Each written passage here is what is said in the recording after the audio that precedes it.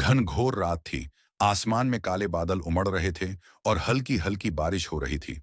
अजय अपनी गाड़ी से सुनसान हाईवे पर अकेले चला जा रहा था।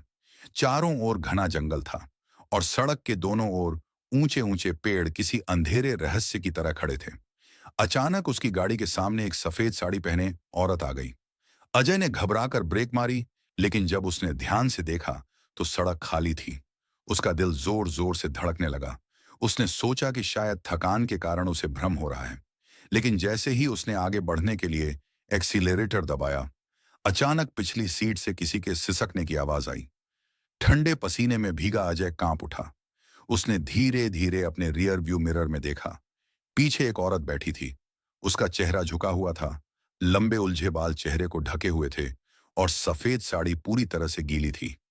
अजय ने हिम्मत करके पूछा, आप कौन हैं? औरत ने धीरे धीरे अपना सिर उठाया।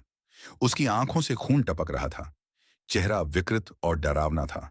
उसने कांपती आवाज में कहा, तू भी मर जाएगा, मेरी तरह। और जोर से हंसने लगी। उसकी हंसी पूरे जंगल में गूंज उठी। अजय की सांसें रुक गईं। वह जोर जोर से चिल्लाने लगा, लेकिन उसकी आवाज उसके ही कानों में दबकर रह गई। अचानक गाड़ी अपने आप बंद हो गई। चारों ओर घना अंधेरा छा गया।